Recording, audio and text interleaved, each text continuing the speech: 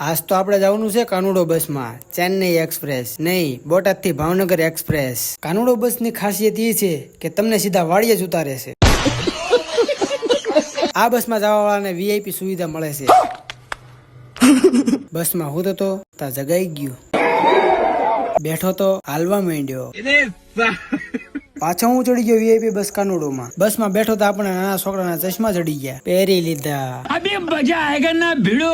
કાનુડો બસમાં બેહવાની સુવિધા બહુ સારી છે, ઉભા રહેવાની પણ સુવિધા બહુ સારી છે, વીઆઈપી સુવિધા છે।